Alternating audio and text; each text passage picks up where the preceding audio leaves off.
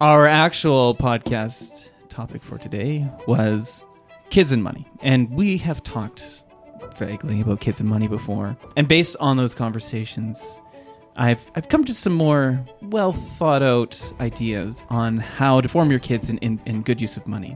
What I've started to try to convey to them is this idea that what you have is finite, right? And because of that, you should prioritize. When in your lives did you learn hard money lessons in terms of this is what money is for, this is how I need to see money because the way I saw money before was wrong? Welcome to the Ord Life Podcast. Anthony had some banter. Yeah, where did I see this? So Kai and I, my fiance and I, are going to be getting married at the end of this year. We've got, I think as of later today, once I book the DJ, we'll have all the big things looked after. We'll have the venue, we will have the cathedral, we'll have catering, all that sort of stuff, which is great.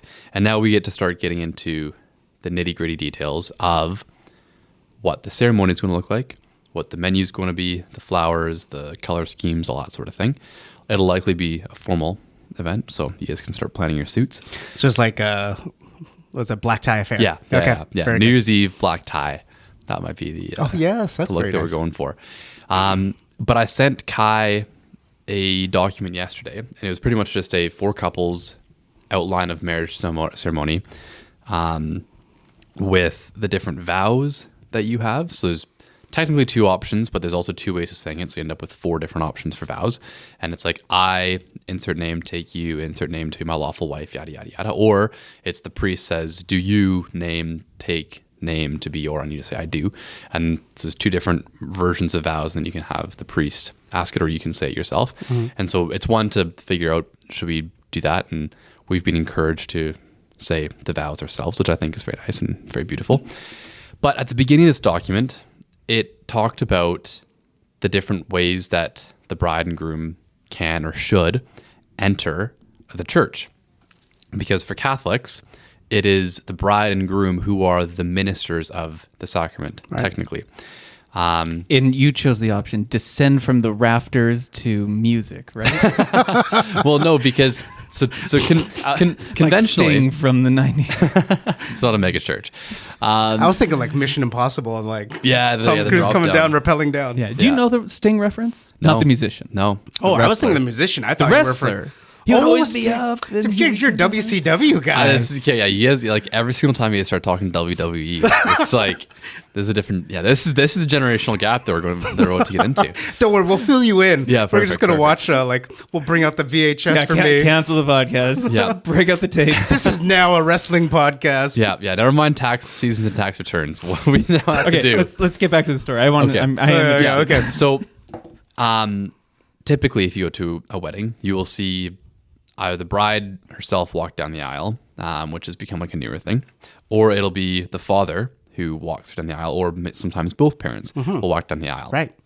But what this document was saying, it was prepared by a cathedral from somewhere, I think St. Michael's Cathedral. Don't know exactly where it is, but it's in English, so someone can probably Google it and figure that out.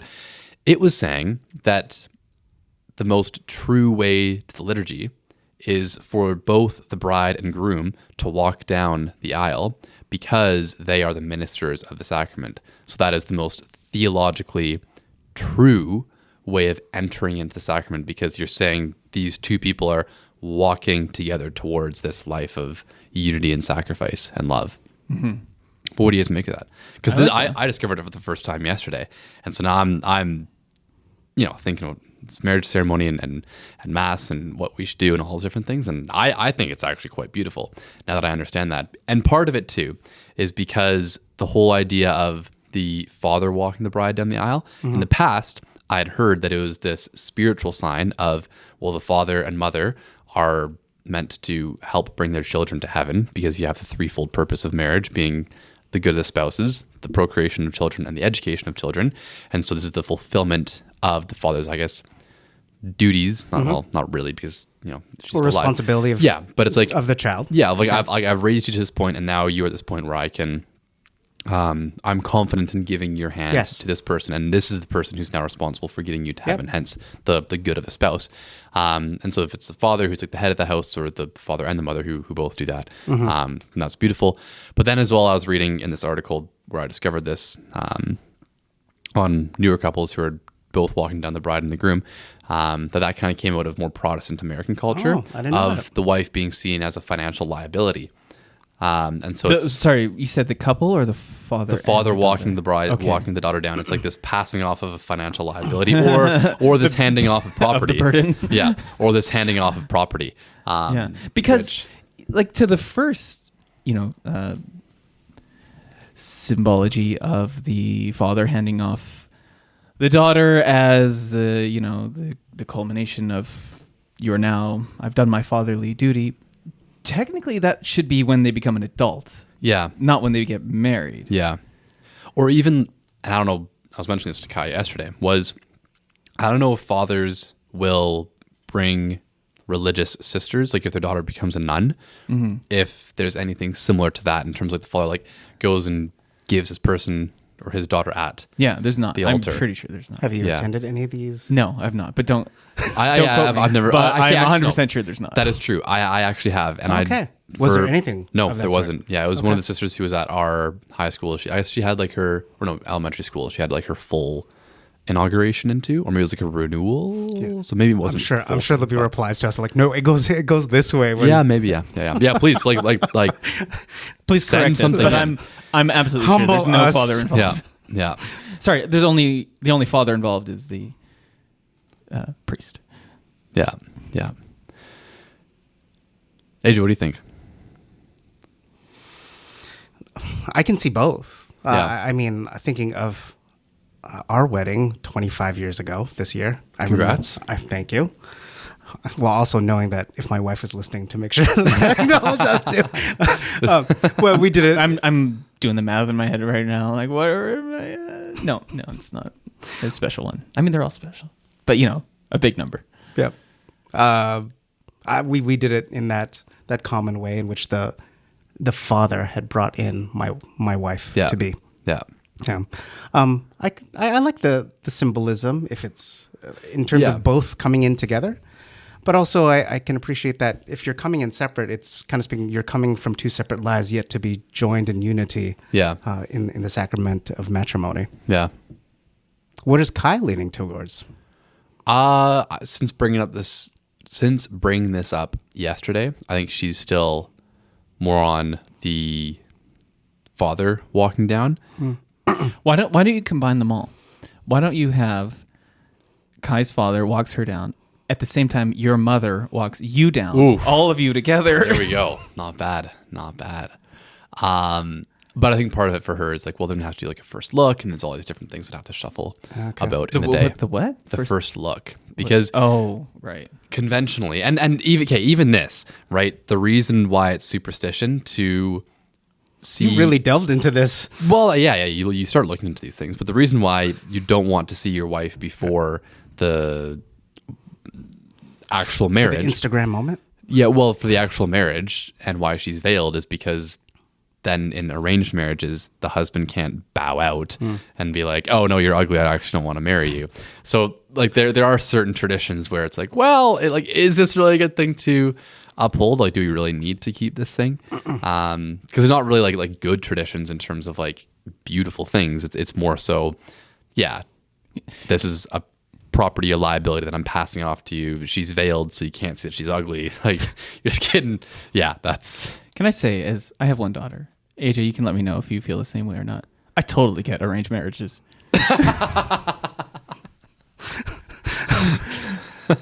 That's all. That's all I have to say I on haven't that. thought that far. I just want them to marry a good man better than I. That's like, where I'm at. Wouldn't you kind of trust your judgment to pick someone more than them? Yes, I'm sure there's heartaches yet to occur. Yeah. Yeah. We're going to veil the husband, and you're going to find out at the altar who I picked for you. Nice. Surprise.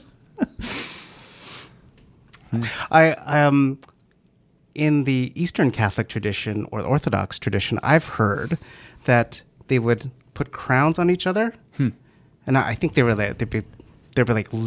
be fresh, Yeah. like fresh plants of some sort, and they take it home, and then it withers to represent how you're dying to one another. Yeah, interesting. I haven't been to a Eastern Catholic or Orthodox wedding to verify that, but I've only heard it in that representation. Yeah. That's pretty neat. Yeah. So you purposely let the plant die? Yeah. Or is it like It just withers away over time. Okay. It's Yeah. not something you go home and plant and then like, no, don't water it. Supposedly that, and they give the husband and bride, they exchange images or icons of Blessed Mother and Christ himself to each other. Interesting. Yeah. I like that. That's Yeah. good. Maybe you had those. Maybe. Okay. Sorry, you were going to say something. Well, I was just going to say how Daniela and I did the wedding ceremony part of it was, I was waiting at the altar and her father walked her down. Yeah. But before that happened, Daniela and her family were late to the Nice. wedding, and we're all kind of, waiting and mingling in the church. And Father Rich, who married us, makes a joke. Oh, maybe she's not going to show up. Thinking he's so funny. Yeah. Meanwhile, I'm like, You're sweating bullets. Oh, maybe she's not going to show up. Oh no. There was a dating book that I was reading, and this priest was telling a story about how him and the groom were in the sacristy. Okay. And I guess the priest had his microphone on. And right before they leave the sacristy, he's like, this is your last chance to run away. If you want to, the exit's right there. Like you're totally free and able to. And then they walk out, and all the congregation is chuckling, and they're like, "Oh, what happened?" And they're like, "Oh, your mic was on for that." That's a good hot mic. That's funny. Yeah. Wow. At least it wasn't, I think you picked the wrong person. You should not be doing this. Yeah, exactly. Could have been worse. Yeah. Your mother wanted me to tell you that. Yeah. Oh man, that'd be terrible. That would be terrible. For the cathedral, do they have suggestions or hard suggestions as to how the marriage ceremony is to take place? The one that I heard was just say your own vows. Okay. They also have the Do you get ability. to choose your own readings too? Yeah. Okay. Yeah, please choose. But they have the kind of short list of what they think. And Kai and I both love Genesis. Just like those lines of, in his image, he created them, male and female, he created him. Like the theology of the body that comes from that is beautiful. Which leads me into my next point about marriage. Or, Kai and I's wedding. Because it's typical to do party favors or wedding favors. Me personally, I have not used any of the ones that I was given to the 4 weddings that I went to last year. So Kai and I were kind of thinking maybe we just forego the favors for more late night food or things people can actually enjoy at the party within our budget. But then I was reading, what was it? Theology of the Body for Beginners, or Theology of the Body Explained by Christopher West, whichever one. Yeah, there's those books both exist, but it's the Christopher West version.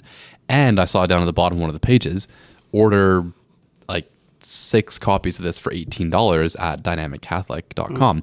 And that's Matthew Kelly's gig that he runs. He did like the confirmation program that I did. I loved his program. I think it was very good for me and my faith.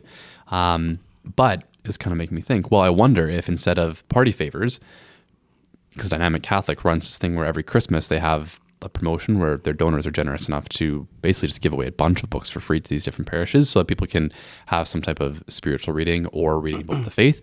And so I'm wondering about reaching out to some of these publishers and saying, hey, my fiance and I are going to be inviting a variety of people from practicing Catholic, like very practicing Catholics, to not as practicing Catholics, lapsed Catholics, Protestants, and atheists. We have books that we love that you guys have published. Would it be possible to get some of these for a discount if they're, whatever print? Like we'll take them all, but they'll be books that we've read, and then kind of giving to each different person or category of person, saying, hey, we think that you'd really enjoy this book. We love this book, and we want this to be our favor to you. Because then it's something of substance related to the two of us.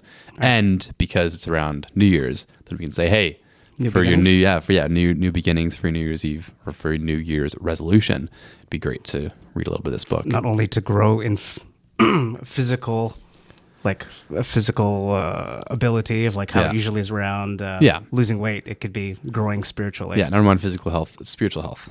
Yeah. Love it. Yeah, you might go to hell, so let's sort this stuff out. You know what I mean? What are typical wedding party favors? I have no idea. I don't know. It's been a long while for me. For us, it was candles. That just basically That's said what our you names. gave out. Yeah, at your wedding. yeah. I think my Oh. parents had some either candles or little angels. They're made with like a glass and wire mesh sort of thing. They were pretty. I think they still have a couple of those. And then I've had like hot chocolate before, and lip balm as well. So So I think books are acceptable. yeah, I think that'd be good. That's also Let's see. sets you apart from the And general then norm. maybe you can write a little note on the first page so they know where the book came from. Yeah. I think we and This even is for you specifically. Read yeah, this. yeah. I think we might get our MCs just to kind of do a quick little summary of the books, and Okay. if we have extras, then we can say, hey, if there's another book that interests you more, like feel free to swap Yeah, stuff around. The books Don't are be- like How Not to Go to Hell, and the first page is like, I got this for you specifically. I'm calling you out by name. yeah. So yeah, we'll see. I think it'd be a really fun way of I think it's a good idea. I think it's more useful probably than Candles? right? I mean, are they beeswax candles at least? No. No, oh man. which are expensive now, really expensive. So Yeah. that would add up. You probably get the books a lot more efficiently. Yeah. And I was looking last night because they have free books. You can get like 6 copies of whatever for free, in some cases, just because they're like it's better this stuff is out there than making people pay certain amounts for it. And yeah. Speaking of using your money well. Ooh, before you do that, speaking of gifts. Oh, I like this. You Here got we go. multiple segues. There we go. Yeah. For you, Anthony. Thank you. For you, Sean. This might work better on a video podcast. Yeah, for the listeners, we'll get some descriptive audio going. We have Yeah. just been given wrapped up Yeti wrapping paper, tissue paper, and we are now unwrapping these to reveal. I was faster than everyone else to unwrap. Mine was double wrap. The Ordered Life, Servium Capital, Yeti mugs. These are nice. They're fire, mugs. right? These are awesome. I Oh my know, right? goodness. The blue is nice too. The blue's nice. And you'll notice, okay, so the size, I was debating. I was like, get the gargantuan ones that everyone has, or get like the modest, simple ones that Yeah. are just enough. I thought that was kind of These are awesome. symbolic nature of our work. Have a drink, but not too much. Yes, I yes, yes. like that. Yes. That's Yeah. a good idea. So not in excess of the gargantuan mugs that are like Slurpee, Yeah. big gulp Yeah, size. Yeah. Yeah, these are awesome. I mean, we do everything else differently, so we should. Our mugs are differently too. Yeah. Yeah, this is great. This is awesome, AJ. Yeah? Well done. I'm trying to figure out a way to bring our listeners in on this a little bit better. Basically, they're gorgeous navy Yeti mugs that are what, 20 ounces? I'm sure it says on the bottom. 10 ounces. 10 ounces. 295 mils. There we go. For Okay. those who are looking for it in metric. Yeah. I don't know what an ounce actually is. It's just this looks like 20 of them. When we got the Ordered Life and almost kind of machined out of the Yeah. navy into Presume they're laser etched. yeah Because yeah. they feel really nice. Oh, yeah. And then- Textured. That's right. Yeah. and then Servium Capital on the other side. So these are pretty sweet. I'll be honest. I think this might be my favorite mug of all time. Yeah? I'll have to keep it away from my sister. She's lost every single mug or water bottle that I've ever enjoyed in the slightest way. They put an air tag plaster on the bottom, right at but it'll the never bottom. sit on any table Yeah. because it'll just be beveled. Yeah, Yeah. We put it on the inside. it's not a bad idea. You could taste battery. Yeah. Yeah. Battery leakage. What does this taste like? Tracking. But they turned out nice. I was quite impressed. Yeah. So I got on the size. Wait, so you Go ahead. you've checked them out. So you unwrapped yours and then rewrapped it. So you Yes, hence why I was able to unwrap mine faster because it was done a lot nicer. I preserved that for Gotcha. that experience for you guys to have the same initial experience. But I like these. Perhaps we should get a couple more made For giveaways. for giveaways. Yeah, Maybe. Or we just give it to like people who we know in our community who will definitely use them and like a little bit of branding. Can we like a QR code in one of these, you think? I don't know. That'd be funny. It could be like podcast merch. Yeah, like along with the t-shirts. No, you put the QR code inside.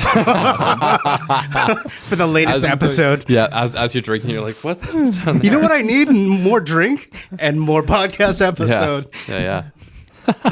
That's awesome. Nice. Okay. Okay, no. You were So segueing. that was a good use of money, which presumably was a lesson you learned sometime in your life. And our actual podcast topic for today was kids and money. And we have talked vaguely about kids and money before. And based on those conversations, I've come to some more well thought out ideas on how to just form your kids in good use of money. And what I'm dealing with or thinking about are little kids, like 4, 5, 6, 7 kind of age range. And I think the initial or instinctual reaction is I want to teach them about saving. I want to teach them about putting away for tomorrow, not spending too much. And I think those things are not, I think children of that age are not capable of that. I think it's too abstract. Yeah, Like because it's so far in the future that it's hard for them to grasp fully grasp the concept. Yeah, like they can't even plan out their day. Let alone 20 years from now. Or let alone like I'm going to save this for some unknown amount of time in the future for something I don't even know what I want. Like it's too vague. It's too abstract. I don't think kids at that age are capable of understanding or like acquiring that lesson. Or truly appreciating that exercise. Yeah. So what I have started doing with the kids lately, and it's gotten some traction, is so first of all, like the first thing is they have to have some money, right? Tooth fairy money is a good way to acquire some income at that age. But if they have some money, right, and their gut reaction is to spend it on the first thing that comes across. I've had the kids say to me, take me to the store because I have money to spend. I'm like, what are you going to get? I don't know. I just want to spend it. Like, it's not even the thing I'm buying. It's the act of spending that they're excited about. It's the dopamine hit that they want to get. Right, after exactly. The purchase. Like, it doesn't even matter what it is. Yes. Just populate my life with something I don't really need. Just take my money. Yes. Yeah. So what I've started to try to convey to them that I think is graspable is this idea that what you have is finite, right? Your resources, your ability to spend has limits. And because of that, you should prioritize, right? Like, let's write down, or let's think about all the things you could buy with this money, right? And then just know, or to be able to explain or teach them whatever, that anything you do choose, it takes away from something else, right? You can't, if we come up with a list, there's a trade-off, right? Yeah. You come up with a list, you can't get everything on this list. So what would be the most important thing, right? And every time you pick something, you kind of have to take something off on the other end. So it's not budgeting, but it's this idea of saying realizing there's a limitation. It's a finite resource. Utilize it well. You could populate, like for my conversations with our kids, it's like going to the dollar store and getting these pencils that probably break after 2 uses. Or just actually buying a really good pen, one pen that is very good that can do their artwork or whatever it may be and do it well. Yeah, the value is in spending well, not merely Spending. having or saving. Yeah. Yeah. Because I even say, like, in my experience, saving is just spending in the future. Like, it is better that I spend this money a year from now or on a wedding or on a car. And that's why it's going to go into the bank as opposed to splurge on whatever is in the moment. But you guys are the seasoned vets. So I want to ask you. But even still, even that decision is reflected based on this idea of priorities. Yes. And so I was going to ask you, when in your lives did you learn hard money lessons in terms of this is what money is for. This is how I need to see money because the way I saw money before was wrong. Or there's something missing in how I saw money or the way that I used money. Yeah, university. Yeah. after leaving the house and finally having to pay for things and having the realization that you have to start being really careful with how you spend it. And yeah, that's where I had real money lessons, but it came through, failure. Like, I spent all the money I had, and now this is really unfortunate because I can't go with my friends out to do whatever. Yeah.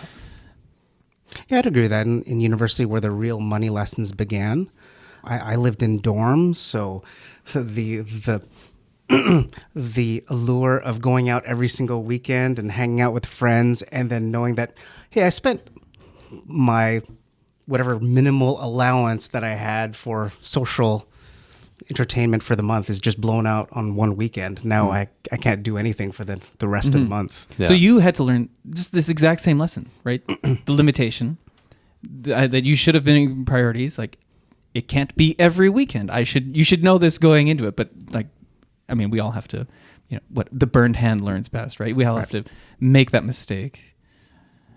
And so it's the same idea. It's that same kernel that I'm trying to impart to the kids now. So another thing that I thought of, so we have some silver coins at home, and someone gave each of the kids a silver coin. And they gave the kids a silver coin 6 years ago. And so Ambrose is doing the mental accounting of how much money he has. And I told him years ago it was $30 roughly that he could, exchange this coin for. And he was telling me how much money he has. And I was saying, oh, by the way, that silver coin it's worth a lot more today. And I was trying to turn this into a lesson on the time value of money, right? Not just saving, but the fact that you did something with it, right? You didn't hold loonies and toonies and dollar bills at home. You had an asset, and that asset grew in value. And I'm talking I have no idea how much is going into his head. But this idea that this silver coin has tripled in value in the last 5 years. We talked about it. At the end, I think to him, it's just magic. And that's a 9-year-old. So time value of money, saving, and assets growing in value. I think those are later in life. I think you appreciate that lesson of time value of money, or the growth in terms of what that silver coin was worth initially to what it would be at present day, is when you start earning it.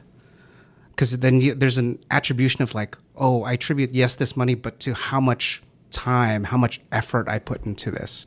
And so there's a preservation of that, because they have to figure out what's the exchange of that hard work. And that's another thing. So I forgot about it until this moment, so thank you for bringing that up. Yeah, I don't think, what is the value of money? Right? For them, all they know right now is what can I buy with it? Right. But they don't know the cost of earning the money yet until you have a job. And then you can convert, this thing I want to buy is $10.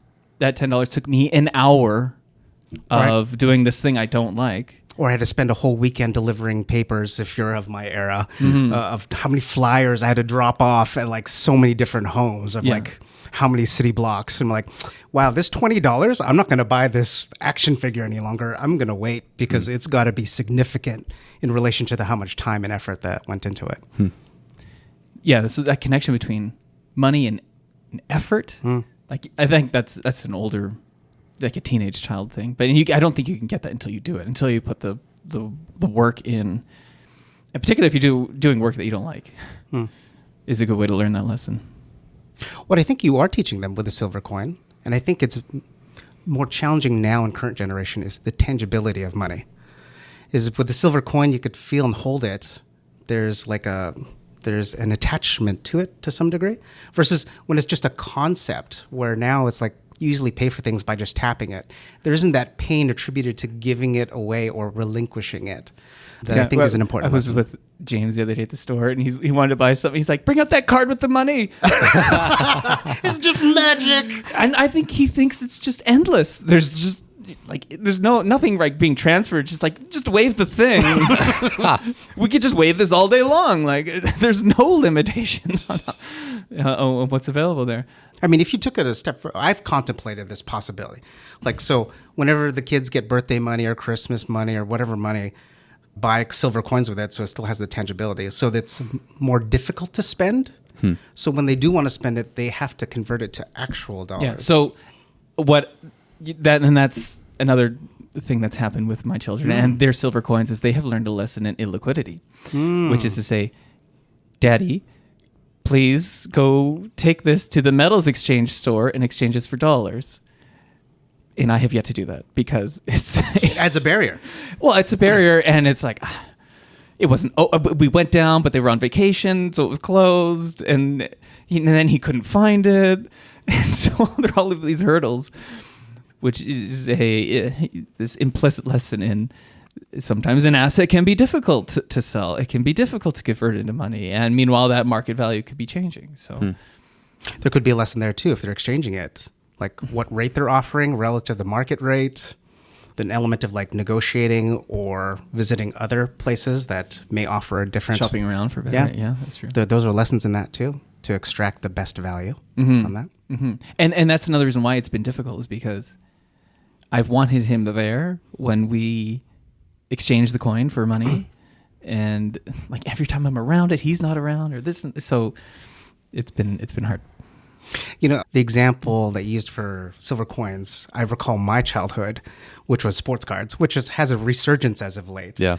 I used to trade my allowance money for cards, and then equivalent to back in the day where there'd be like newspapers of like what the last date traded for an individual equity maybe.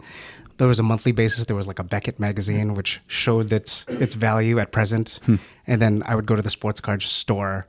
We'd share this common mechanism of the value of it, and then the negotiation would begin there. Yeah, interesting. Yeah, which was neat as a 9-year-old trying to negotiate the best value out of a sports card. Those are good times. Have you guys, as kids, or AJ with your daughters, have you ever invented your own money?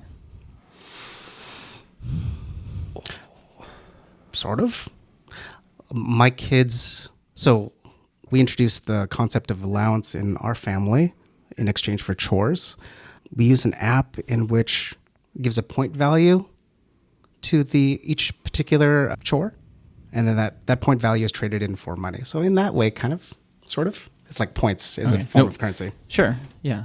I was thinking, but play money. The kids have got not even play money. The kids have got together and they're playing together, and it turned out like they had piled rocks and they were distributing rocks, and like every rock had a certain value. Okay. And then there were sticks, and sticks had a certain value, and acorns had, and they had like built their own little mini economy for the day. But I wonder if there's probably something more to that, like being able to use money in play to learn and acquire money lessons. The element of learning to barter is a cool exercise too, because then you figure out internal we have values. So few opportunities to barter in our flea market. Take them life. to the flea market. Yeah. That was actually a fun trip that we did. One time I had some high school friends because we were in Hawaii for a football trip, and there was a market, and some of us would just go there every night to see what deals we could get out of different people. Because they had like the fake Gucci hats, and they had the made wooden crafts and all that sort of thing. And you just go there for the fun of bartering and trying to be like, hey, can I get this? Well, this price. What if I do this and this? And that other guy who's a very similar product, he's offering it for this price, but I like you a lot. So what can we do here? Yeah, that was a lot of fun. I mean, our townhouse complex used to have a annual garage sale. Garage sale's good too. Yeah. I actually didn't come back after COVID, but so was it before then. I remember the first one thinking like, I'm going to go barter. This is going to be fun. And I go to my neighbor and I start bartering for a pasta maker. It's for sale for $10. I'm like, I'll give you $5. And then the neighbor's like, and then the wife starts to barter back, and the husband goes, well, we're not bartering with the neighbors. That's not proper. I'm like, oh, don't I feel terrible? It could be a good exercise for the kids too. And I remember this, like we had a garage sale, and then suddenly my prized toys were on the table. I'm like, oh my goodness, they're being sold. And then my parents give me the exercises like, all right, you're going to sell them, and you're in charge of the negotiation of selling these items. So I'm like mourning the loss of my prized toys, but also practicing detachment that I don't really need it at the same time. That's funny. That is funny. So and you bring that up. So the real lessons, I think, like, My kids are too young for this now, but should come later. And the real lessons are the money virtues: detachment, liberality, spending well, seeing this thing as not something to be hoarded, but to be given away, to be used properly. Those, and I have no idea how to teach those to them yet, other than just talk to them about it. Okay, I just had a thought. Is detachment more of a positive virtue or a negative virtue? And what I mean by that is detachment a result of being detached from lowly things, or is it the result of being more attached to higher things? And in the context of money, does that mean I'm not as attached to being able to spend a lot when I go to a restaurant? Like I'm not attached to, oh, we went to a fun restaurant and I had the steak and I had a drink and I had a dessert and I was with all these friends. Or am I attached? Or is the detachment saying, no, what matters most here is the people who I'm at this restaurant with, the people who I'm sharing this meal with. And you get, you get detachment through being attached to what is good and better. At first, I was going to say I think they're two sides of the same coin, but I don't. And why do I say that? So, use your example. You go out with friends, you have a good time. You could be wanting and willing to spend the money and even happy to spend the money.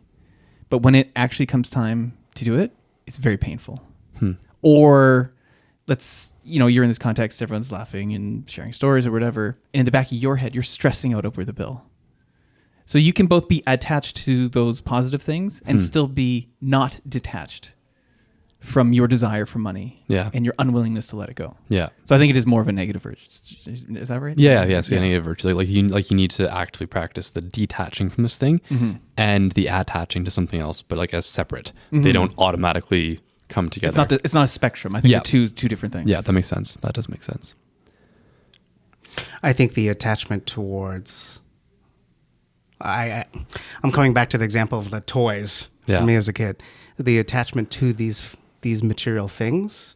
And I think to your point, it's better to be attached to things that have more important value. Yeah. Like the relationships, spending time with family, those attributes. But of course, like for example, I'd love to go on vacation on a regular basis with my family and go to Hawaii every year. And I could probably justify we're spending good time together as a family. Yeah. But I think there's also reason that needs to take place as, again, just the trade-offs. Yes, we could do that, but what are other attributes that is more reasonable in cost for still enjoying time with family and still provision of our family's needs? Yeah. Yeah, I'm thinking of one of the money lessons that I learned as a kid, and it was after my first communion. I got, I don't know, maybe like $500 from all my family because it's Italian, so it's big. It's great. That was a collective. Oh, yeah. Okay. Yeah, I know. And I spent all of it that summer on Lego sets. Because my parents, there was a very good exchange rate from Canada to the US, and so we went down to the US, and I just bought a ton of Lego. And my parents said, "Go for it, spend it, and spend $500." And it irked me. There were some nights, even into high school, when I'd just be in the middle of the night, just with this guilty feeling. I don't know if it was directly correlated to that, but I think I kind of tied it into that of just this idea, why did I put that much money into these things? And going back to priorities, it wasn't that I wanted to play Lego with my siblings. It wasn't that I wanted to enjoy building this thing and be creative with it. In the vast majority of cases, it was because there was one or two minifigures in that set that I really wanted. And so I spent $30 on one set. Now, nowadays that set would be worth maybe 60, but it's also maybe, I'm going to date myself a lot here. Do it. 13 years ago, which is kind of crazy to say. But I bought, a $30 set just because it came with 10 Star Wars battle droids. I hated the set, but I just wanted to get the droids, and I thought it'd be cool if I got the droids. But I think that was a big lesson for me in terms of spending and priorities, and then my parents always would kind of drill into us, well, do you need it? Do you really need it? Why do you want it? But I think that messaging combined with the fact that I was I know what it feels like to spend my money in a stupid way was a good money lesson early on, because and partly that's just, I don't know if it's grace or whatever it is for me to have that reaction and not enjoy the fact that I spent that much money. Well, as a kid, that's my savings. Well, you probably had that reaction because they gave you good money lessons leading up to that. Yeah. So internally you too, realized this was not correct. Yeah, and I think as well as the discontent after the fact, or the recognition that, oh, this took the place of something else. And now I am unable to spend on this other set that I think is actually objectively cooler. And again, relationally, because I have 3 younger siblings, we'd always play Lego together. Relationally, none of my siblings actually value these sets that much. And when it comes to like that trading, because we love to trade Lego sets, just because like one person would like the set more and the other person would like another set more, and so we'd trade them. None of them wanted these sets that I got. And I'm like, well, these have not that much value to me. They don't have that much value to these guys. And I just bought them for a very low priority thing. And now it's a bit of a waste. So I think that was like a very valuable money lesson that I learned. I think it's as also a kid. good money lesson. Your parents allowed you to make that decision of your own choice. Yeah. Yeah. Because otherwise they would have deprived you of the opportunity for you to kind of internalize Yeah. the real value of this Lego set Yeah. for you. Yeah. And to spend your life savings when your life savings is $500, right? Yeah. Cause I know another friend and his brother didn't have as good money virtues and spent a lot more than $500. It's funny how your attitude changes when you go into a store with $500 as opposed to $50. Yeah. Like, cause you never probably would have bought one of those sets if you only had 50. Yeah, But yeah, with I would've- 500, there's just so much money I Yeah. can waste on this set that I don't even want just for this figure. Yeah.